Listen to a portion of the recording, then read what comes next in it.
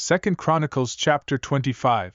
Amaziah assumed the throne at the age of 25 and reigned for 29 years in Jerusalem. His mother was Jehoaddan from Jerusalem. During his rule, Amaziah generally did what was right in the sight of the Lord, but his heart was not entirely devoted to God. After establishing his reign, Amaziah executed the servants who had murdered his father, King Joash. However, he spared their children, adhering to the law in the book of Moses, which prohibited punishing children for their father's sins. This demonstrated his commitment to justice. Amaziah proceeded to gather the people of Judah, appointing captains over thousands and hundreds according to their ancestral houses in Judah and Benjamin. He numbered them, discovering 300,000 able-bodied men over the age of 20, skilled in the use of spears and shields. Additionally, he hired 100,000 valiant warriors from Israel for 100 talents of silver. However, a man of God approached him, cautioning against taking the army of Israel into battle, for the Lord was not with Israel and the children of Ephraim.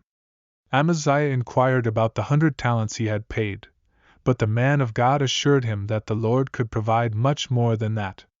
Consequently, Amaziah dismissed the Israelite soldiers, enraging them as they returned home in great anger.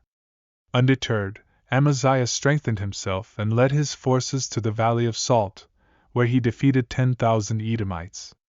Another 10,000 were taken captive and cast down from the top of a rock, resulting in their demise. However, the dismissed soldiers from Israel attacked cities in Judah, from Samaria to Bethhoron, killing 3,000 and seizing significant plunder. After his victory over the Edomites, Amaziah adopted the gods of the children of Seir and worshipped them, provoking the anger of the Lord. In response, a prophet was sent to reprimand him for turning to these gods, which could not save their own people. During their conversation, the prophet was rebuked by Amaziah, who inquired if he was part of the king's counsel. The prophet refrained from further admonition, recognizing that God had determined to punish Amaziah for his actions. Amaziah then sought an alliance with Joash, the king of Israel, suggesting they meet face to face. Joash replied with a metaphor, comparing Amaziah to a thistle and himself to a cedar. Joash warned Amaziah against boasting about his victory over the Edomites, and advised him to stay home to avoid harm to both himself and Judah.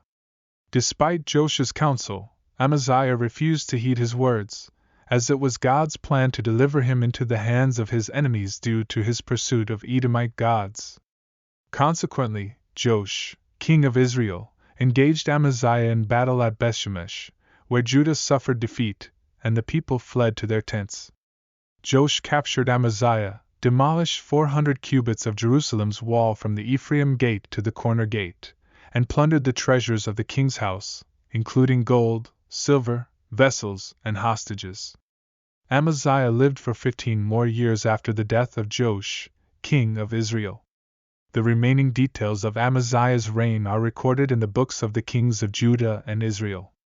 Towards the end of Amaziah's reign, a conspiracy arose against him in Jerusalem, leading him to flee to Lachish. However, his enemies pursued him and eventually killed him. They then transported his body on horses and buried him alongside his ancestors in the city of Judah.